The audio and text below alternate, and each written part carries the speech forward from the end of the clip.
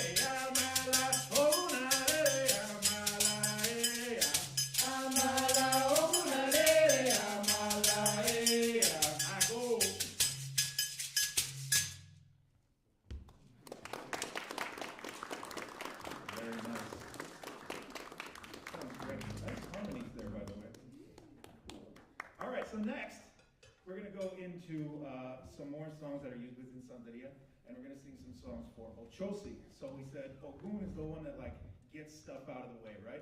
So we're following a little path in life, and then we have an obstacle, and we finally call Ogun, and we get stuff out of the way, and then we need somebody that's going to get us what we want after we get all the obstacles out of the way, and that's who we're singing for next. We're singing for Ochosi. He's the hunter. He's associated with a bow and arrow, and he's who we, if we want something bad enough in life, we'll go to him and say, Ochosi, help me out, let me get this.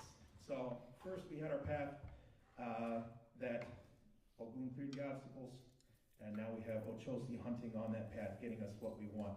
We're going to be playing bembe this time, another accompaniment style. So sometimes you'll have an entire ceremony where you had just what we just had with the toque de guiro, and you just sing through a whole bunch of songs, just guiros and maybe a conga. Other times, if you got a little bit more money, you'll hire a bembe ensemble. More money because you have to have drums. Drums are not light, believe me, I had to carry them over here. So if you got a little bit more money, you can do a bembe, and you do kind of the same thing. You sing through songs for all the different orishas and everything like that. So this is a version of bembe that I learned from the late, great Francisco Aguarella. And so we're going to sing some songs for Ochosi.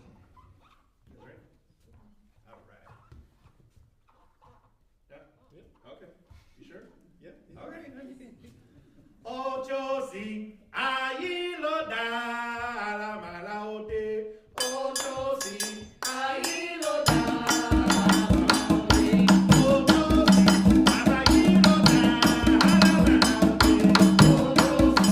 ahí lo da la malaote.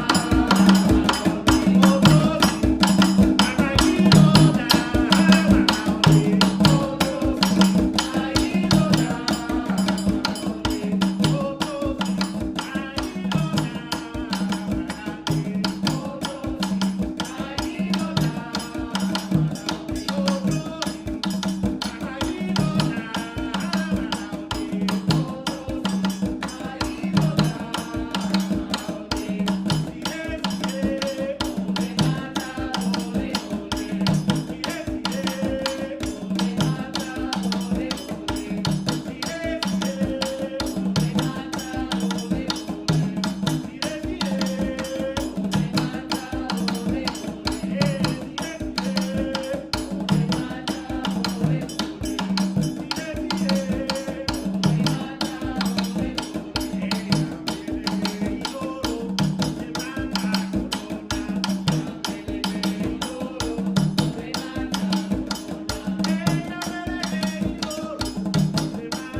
ahí lo da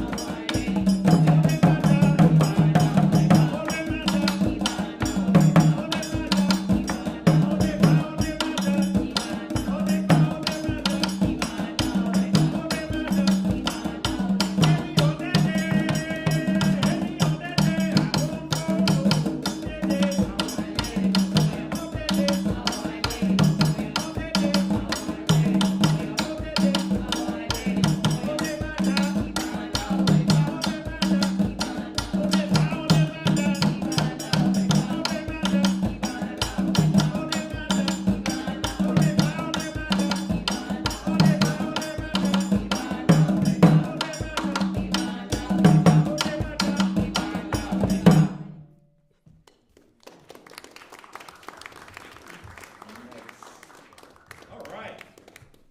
So now we're going to switch gears here. So we've been playing all sacred music for you. We're going to switch over to not only secular music, but music from Puerto Rico. Why would we do music from Puerto Rico if this is the Afro-Cuban Folkloric Ensemble? That's a great question, Sam. I'm glad you asked it. So, Puerto Rican music and Cuban music both have a lot of roots in the same place in West Africa. And so we see a lot of similarities between some of the music that they play with, between bomba and plena in Puerto Rico, and then like the rumbas that we hear in Cuba. So it's always a good idea to do some rhythmic cross-training and be able to hear some of the cultural similarities between the musics that are played between those two islands. And if you guys remember, some of you, last year we had Jorge Manuel Inater here as a visiting artist, and we did a whole bunch of different Puerto Rican music with him and worked to see all the similarities and differences between those two cultures. So I always like to incorporate a little bit of Puerto Rican stuff just so we can see the similarities and the differences and see how we all have kind of a common ancestry no matter where we're from. This is going to be a plena ensemble. How many of you guys watched the Super Bowl? Okay, half of you. Did you watch the halftime show of the Super Bowl? Okay, so you guys all saw Bad Bunny. You all saw right at the end where he had a whole bunch of people playing drums like these, right here. These things are called panderos. They're used within the genre of plena, which originated around 1900, so about 125 years ago in Puerto Rico. And it's a, as I said, secular music that is used to tell stories and tell the news and everything like that. The song we're going to sing is called Matan a Boom Boom. Does anybody know what that means? They killed Boom Boom. So we can take that literally or we can take that figuratively, however you want to.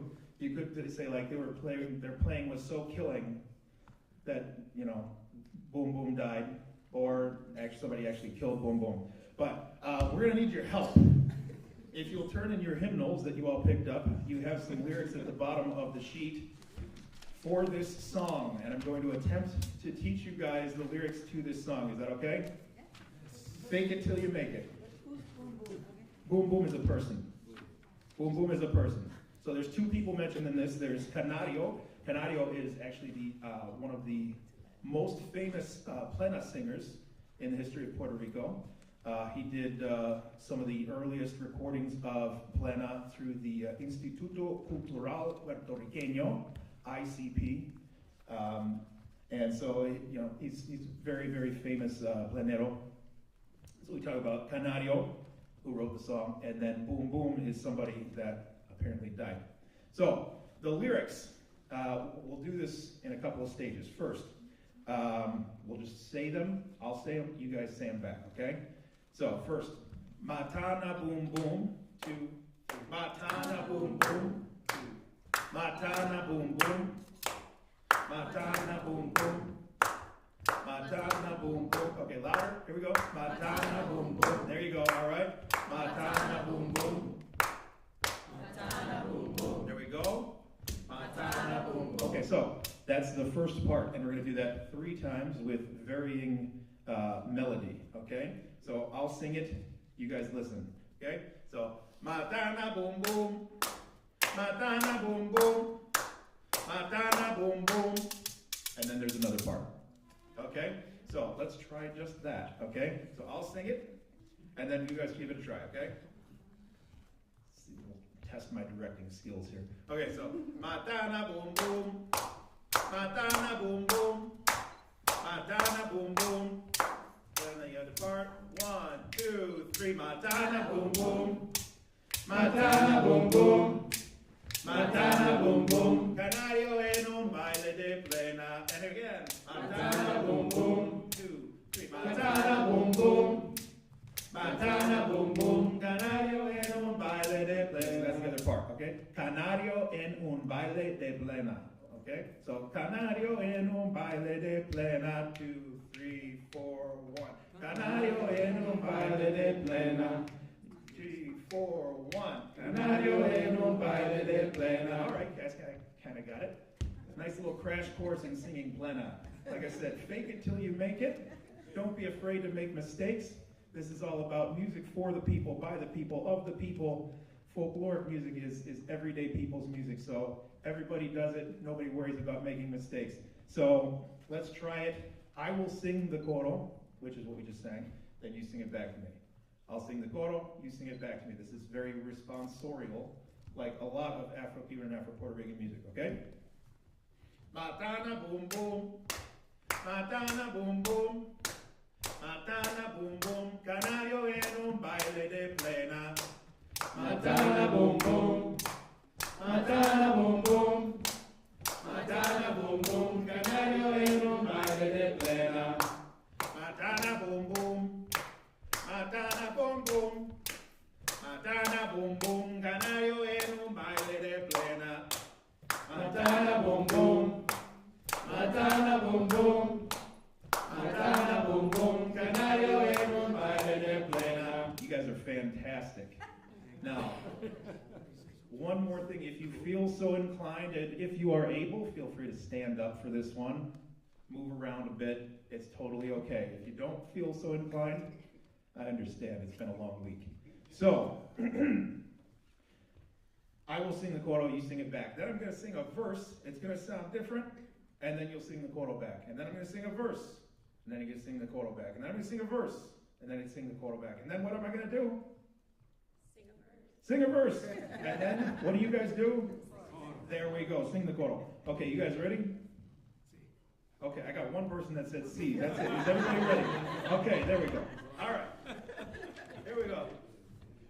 1, 2, matana boom boom. Matana boom boom. Matana boom boom. Canario en un baile de plena.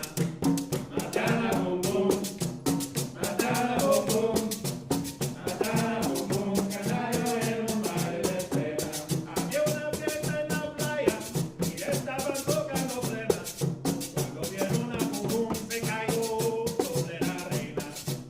Matana boom boom. Matana boom boom.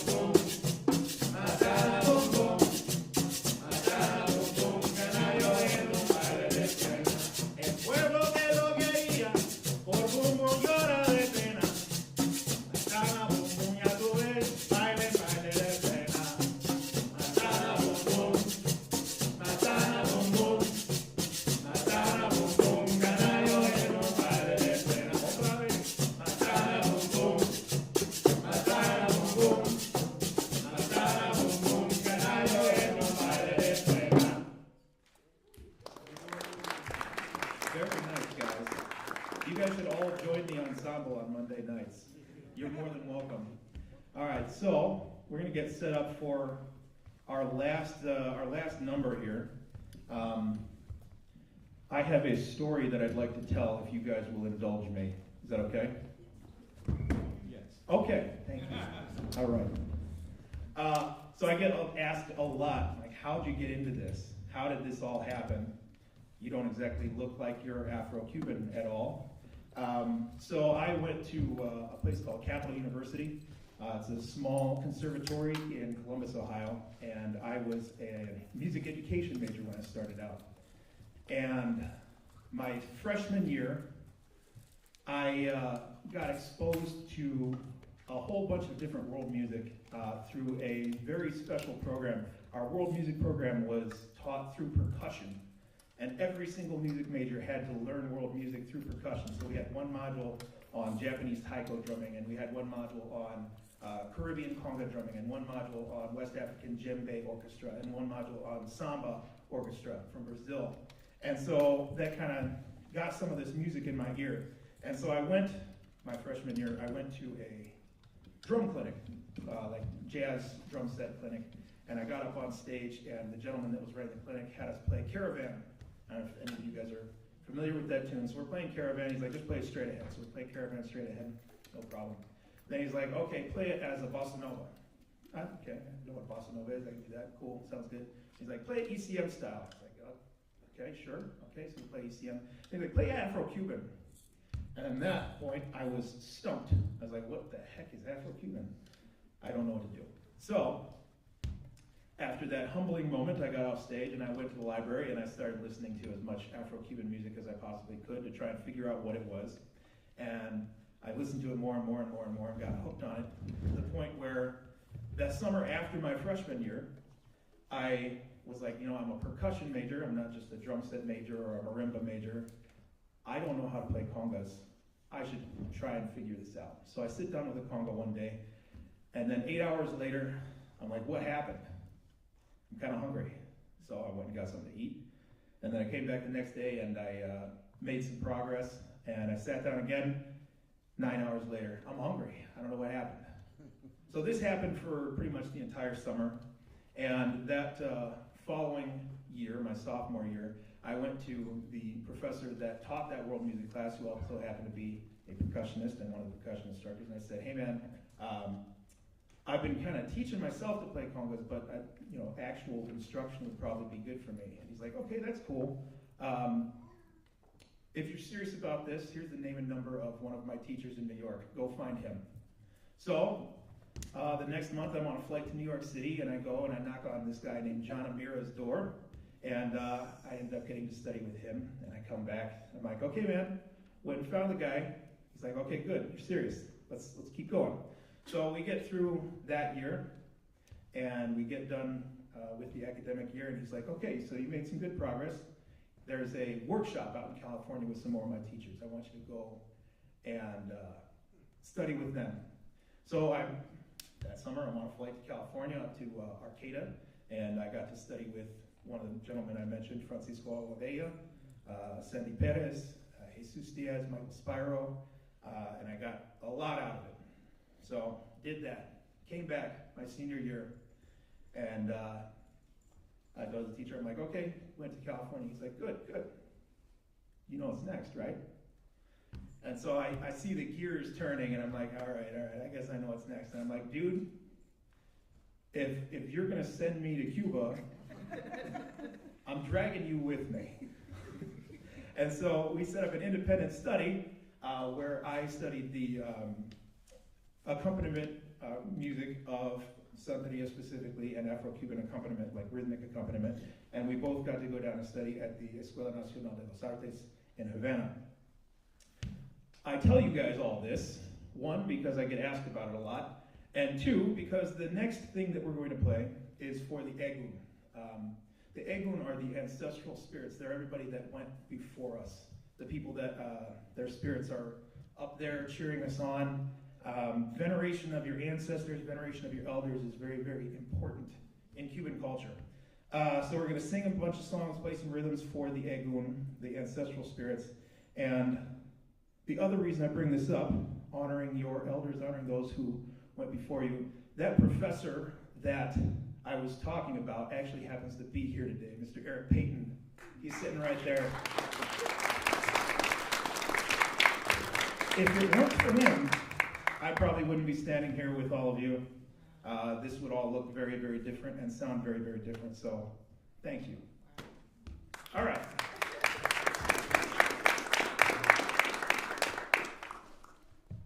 I need a sip of water. Give me a second.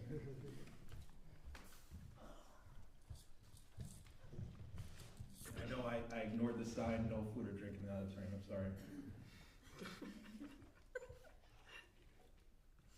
That signs is just for us. Oh, I should be eating them. I'm glad I get a waiver.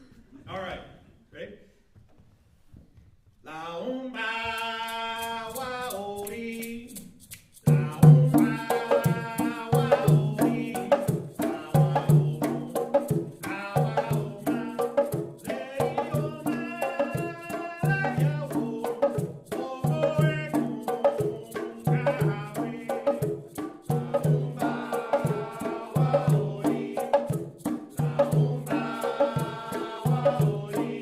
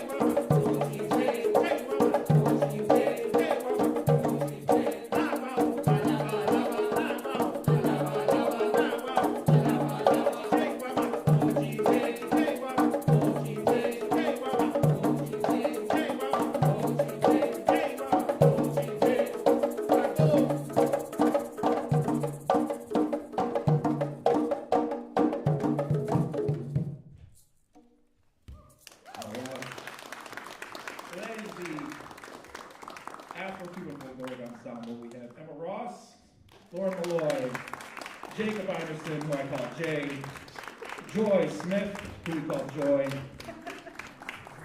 Zoe Savala, got that right? Okay, cool. And Tony Perez. I'm Sam Ward. Thank you guys so much. I know that you have your choice of Afro-Cuban folklore performances today. We're just glad that you chose us. That's it, you can leave.